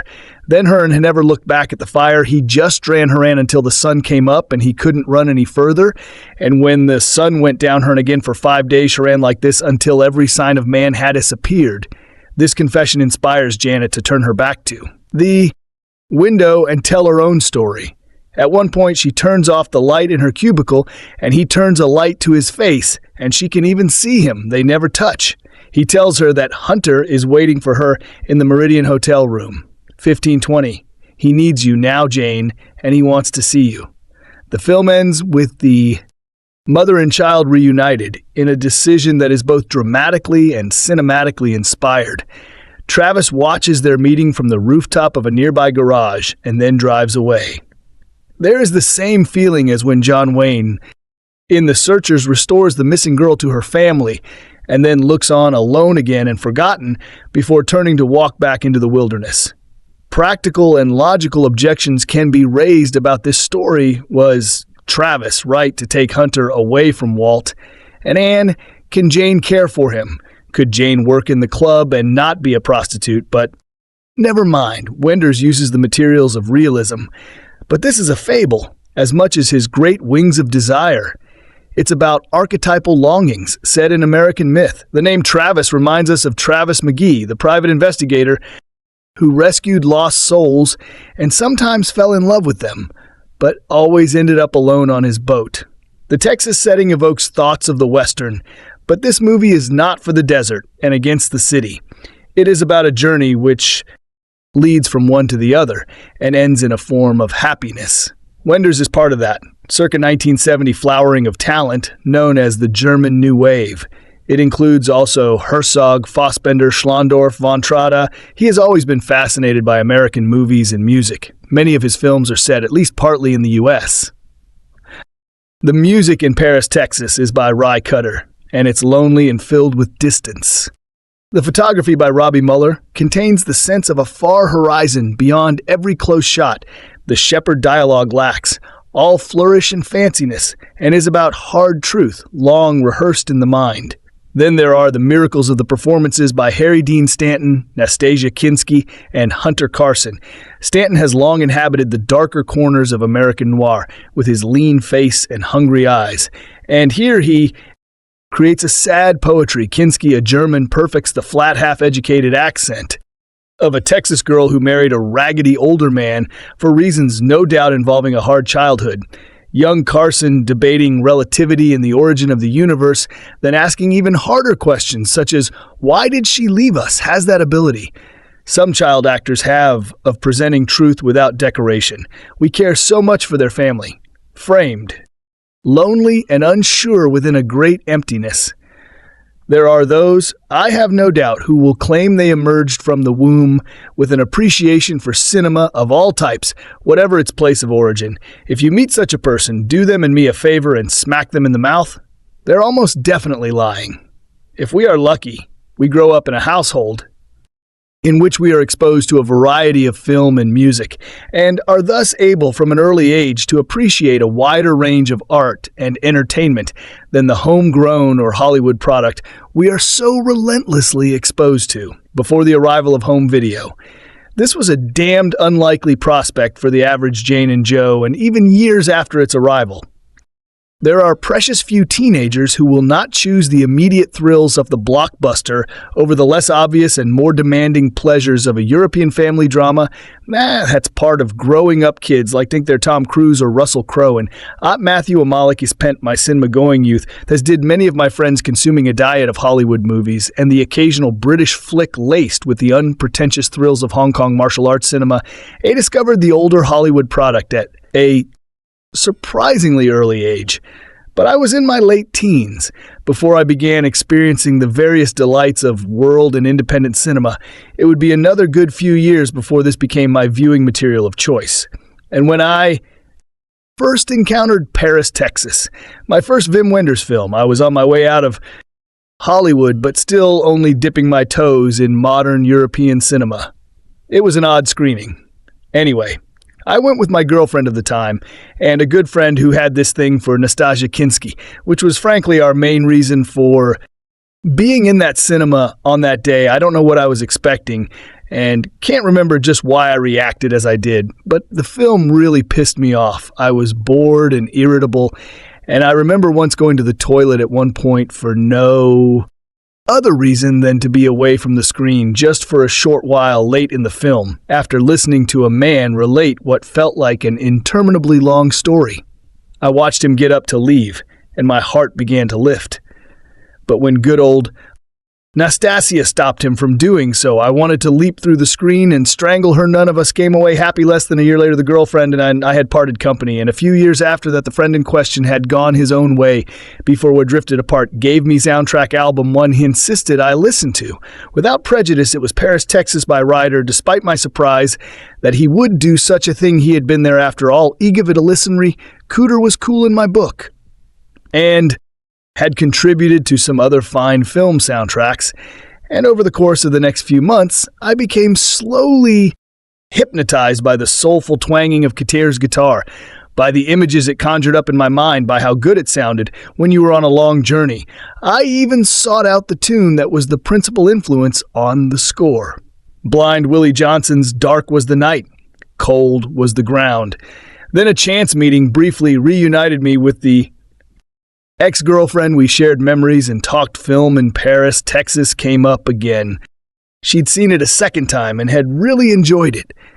I thought she was nuts.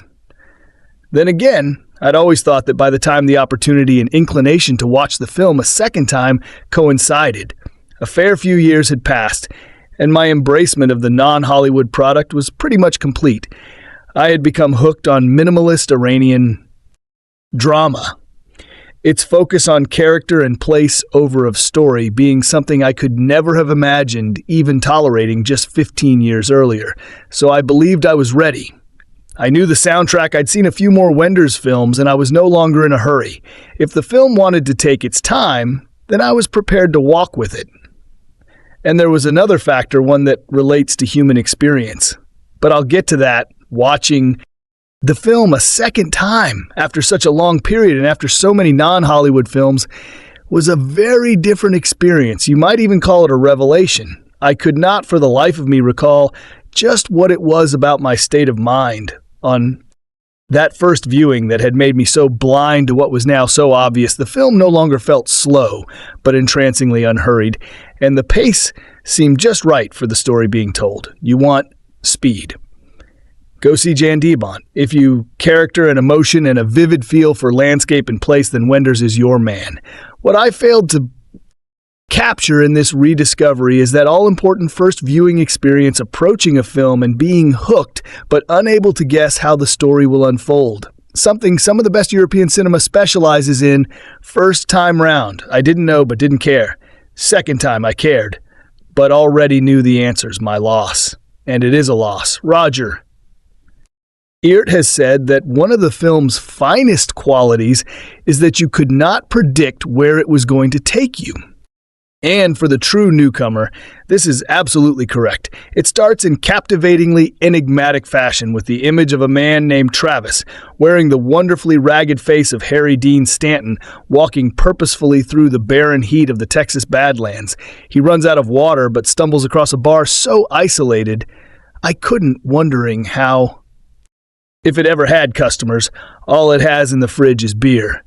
And for some reason, this won't do the trick, so he crams a couple of ice cubes in his mouth and promptly falls into a faint.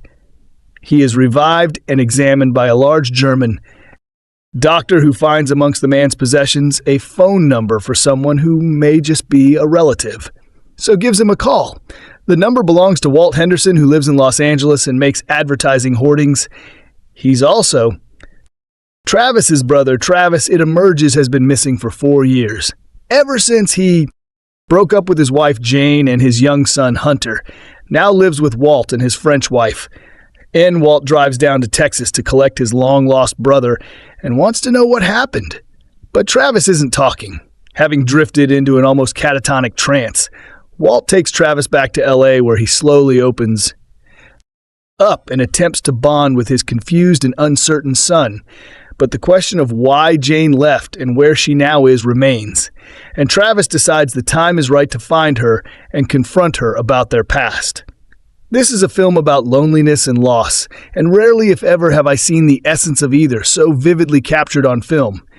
Now, I have to admit, speaking from the viewpoint of someone who has never really been lonely nor experienced romantic loss, I enjoy being on my own and my relationships have ended, either amicably or with a cheery request not to bang the door on the way out, but in nonetheless understand loss only too well and how it can create its own very specific sense of loneliness. I've lost people very close to me and I still miss them every single day. Losing someone suddenly, unexpectedly, permanently leaves a wound that never completely heals. Small things every day.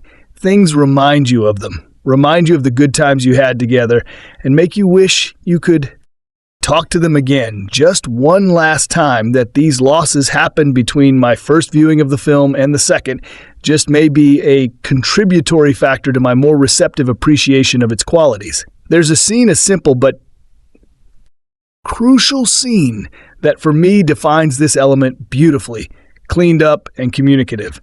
Travis is invited by Walt to watch one of his old home movies, a record of a family trip to the coast made when Travis and Jane were still together and very much in love. Everything about this sequence is perfectly judged. Although a family activity, Travis sits alone and closest to the screen, connected to the others, and yet still isolated from the mass. The film rolls, the camera focuses on his face and his expressions, as his emotions are barely kept in check, but still heart-trendingly visible beneath the surface. It's all in the gentle twang of Keiter's score. Winder's expertly restrained handling, and that face, Harry Dean Stanton is regularly categorized as a character actor. What this means is that he was never destined to be a big star, and only by the luck of the draw gets to carry a movie. Character actors are seen by Hollywood as not being pretty enough for that they don't have star quality. The studios want stars, not because they are the best actors that they can afford, but because they are bankable faces, good-looking box office draws, whose mere presence suggests a quality product. A notable exception to this general rule has to be Tom Hanks, whom few would describe as the sexiest man in movies, but who can almost guarantee a sizable return on your investment. Ask to name my favorite actors. I inevitably will give you a list that has only character players on it. They generally have more interesting faces, have a wider range than their overpaid brethren, and to be honest, often have a greater command of their craft. They can appear in just one scene in a film and steal it, can add a touch of realism to the unreal, and can even enliven and otherwise slack players to journey alongside and empathize with them, and those on the fringes too often get little more than a critical nod. It's thus a treat when a character actor gets to play the lead, allowing everyone to focus their attention on what they can do and show us what great movie acting really is. Harry Dean Stanton does that here. He doesn't act with his hands, he acts with his eyes. It's all in those eyes. Every emotional twist he goes through, every memory he recalls, every anxious, uncertain moment. It's real, it's believable, and it's at its most quietly powerful in this simple little scene.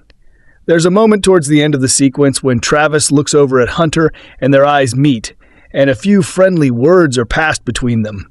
It's a moment that speaks volumes at this stage. The boy has still yet to openly acknowledge Travis as his father. But with that quiet exchange, a small door opens that allows the bonding that follows to develop within the realms of credibility. Their rediscovery of each other is the meat of the film's midsection, leading to a final act that takes both on a journey to find the estranged Jane. That Travis and Jane are destined to meet up again is inevitable. You don't cast Nastassja Kinski and then consign her to a few glimpses in a home movie, but the encounter is teasingly delayed in part by Travis's own apprehension at facing her. The circumstances of her whereabouts allow Travis a way in that avoids direct confrontation and makes for a more cinematically and dramatically satisfying scene than a simple face-to-face conversation ever could. This was the sequence that really finished me off on that first viewing. One I now find as captivating as anything in Wender's URA. Key to its emotional power is the perfectly judged performances of Stanton and Kinski. Travis's sad, lengthy, and mesmerizing monologue in particular, coupled with Jane's slow surrender to her memories, burrows into the emotions of the receptive viewer. You don't need to have experienced a traumatic breakup to feel. For Travis and Jane, where once I groaned, I now find myself wiping away tears. Yes, it's that affecting having sat on both sides of the critical fence on the film. I am able to appreciate the opposing viewpoints that are inevitably leveled at it. Yes, it's slow-moving and lacking in major incident, and yes, the narrative climax consists of a nothing more dramatic than a conversation, but this all feels so right for these characters. And this story, the small detail, as ever with Wender's, is a pleasure in itself. There are a couple of character inconsistencies and occasional shifts in tone that jar just a little, but for the most part, Paris, Texas is very special cinema, beautifully written by playwright, author, and occasional actor Sam Shepard, strikingly photographed by Robbie Mueller, and scored to perfection by Ry Cutter, to the degree that it really is impossible to imagine the film without his music. It's likely a chance thing that Shepard and Wenders chose the name Travis for their lead character, but it's nonetheless interesting that cinema's most famous bearer of that name, as played by Robert Darrow in Taxi Driver, was also a disconnected loner. But where Travis Bickle went to war on his problems, Travis Henderson sets out to make peace with his. It's a moving and involving journey that's not going to work for everyone. But if your first encounter with the film is a little infuriating, then take it from someone who knows. If you give it a little time and a second chance, it may just surprise the hell out. Thought it was the one where Nastassja Kinski was married to John Savage. That's Maria's Lovers. This is the one where she's married to Harry Dean Stanton.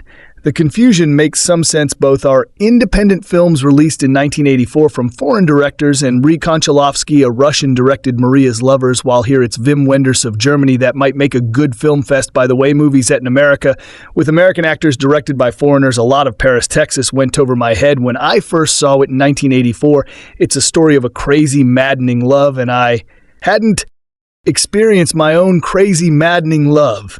Yet it's about a responsible man trying to save his inner dwell, and that would have fallen on deaf ears for me back then. Now it resonates too deeply. I'd forgotten it won the Palme d'Or. I'd forgotten it was written by Sam Shepard, though much of the dialogue seems improvised. Watching it the other night at SDF Egyptian, a 4K re-release on its 40th anniversary, I kept liking it, and then Nastassja Kinski shows up looking more beautiful than any woman has a right to, and it kind of dragged. For me, apparently Shepard was on set and adapting the story as it went along, but he couldn't be there for the final scenes in Houston. It shows, does the opening resonate more in 2024 than in 1984? Out of the American desert, a confused man emerges wearing a suit and a bright red baseball cap, unlike most of the MAGA crowd, though. This guy is all but mute. He collapses, is revived by a doctor, keeps going. He's not so much wandering as making a beeline for something, and somewhere from the scraps of paper on his person. The man who revives him, the Pennsylvania Dutch-looking Dr. Almer, calls his brother Walt in L.A., who flies out to get him, his wife, and asks what they should. She tell their son. Walt says to say he's away on business, but the wife nixes that idea. Then just tell him the truth. Walt says it takes a while for this conversation to make sense. When Walt arrives at the makeshift desert hospital, which looks like a sad little motel, his brother Travis has already flown the coop, and Walt is left to pay for his belongings. Then he tracks him down in the desert, no mean feat. Then he coaxes him into the car. He goes to buy him clothes, but Travis bolts again. One wonders what Travis is thinking. Does he just need to keep moving away from his past? Maybe this scenario repeats itself several times. Walt is responsible, but exasperated adult Travis is blinking innocent troublemaker. They're going to fly to LA. But Travis suddenly can't stand being in an airplane they're going to drive, but Travis wants the exact same rental car they had before. Eventually, they make where Travis is greeted warmly by and warily by their son Hunter. Hunter turns out to be Travis' son the middle of the movie, is whether father and son can reconnect. There's a heartbreaking scene where Travis waits on the corner opposite Hunter's school to walk him home, but Hunter is with a friend disembarrassed by the old man and gets into a car with his friend. When admonished by his parents, he says nobody walks. Eventually, he warms to the old man. The family watches Super 8 footage of all of them, plus Hunter's mom Jane from a trip 5 years earlier. Despite the difference in ages and looks, Jane and Travis seem in love. Everyone seems so happy. So what happened? How did he become the confused dude in the red cap in the desert? That's the question we wonder throughout. It's like the shark beneath the surface in Steven Spielberg's Jaws, I assume, and tells Travis about the money they've been receiving from Jane via a bank in Houston because she's worried they'll lose Hunter and she wants to Travis toward Jane. It works, but note in the way she wants. Now Hunter wants to go with him and does, and the camera follows them. Man, we don't see Walt, and again, shame something goes out of the movie when they go out of the movie. The bank in Houston turns out to be a drive-through, but they know the day she makes her deposits and stake it out with walkie-talkies like kids in a caper. The red of his cap reappears in the red shirts father and son wear, and in the red compact car Jane drives. They follow it to a sketchy section of town. I'll cut to the chase. She works at a peep show, like in the Madonna video, Open Your Heart, where men watch women in different fantasy outfits and settings. Nurse, waitress, the women can't see them. And the men talk through a phone. Travis orders up a blonde with short hair, gets the nurse, tries another booth, and bingo, there she is. He asks several halting questions. She attempts to take his earliest convenience. He goes to a bar, Hunter tells him. He reeks and walks out. The kid is the adult in the room.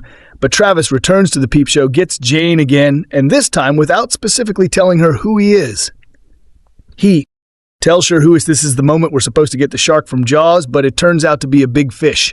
Here lays a story about a man so crazy in love with a woman that it couldn't leave her alone to gotta works, so kept quitting his jobs, and then getting another when he needed money again over and over.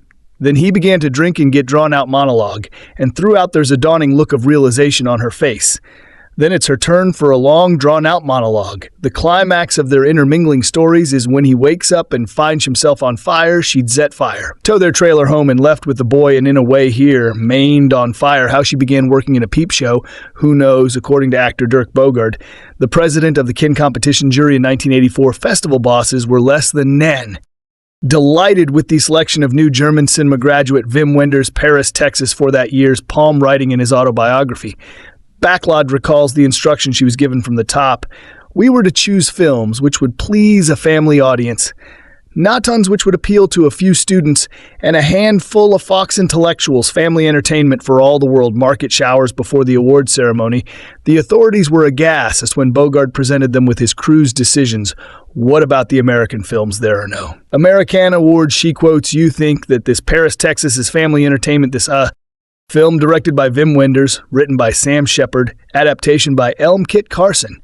Produced by Don Guest, starring Harry Dean Stanton, Nastassja Kinski, Dean Stockwell, Aurora, Clement Hunter, Carson cinematography, Robbie Mueller. Edited by Peter Pagata, music by Ry Cutter Production Company's Road Movies Film Production, GmbH Argos Films. SA distributed by Argos Films, France, Tobias Film, West Germany. Release dates May 19th, 1984 in Cannes, September 19th, 1984 in France. January 11th, 1985 in West Germany. Running time 147 minutes. Countries: West Germany, France language English. Budget 1.8 million, box office 2.2 million. So, friends, this is the detailed review of the film, Paris, Texas, and some interesting facts about this film. Hope you like this video.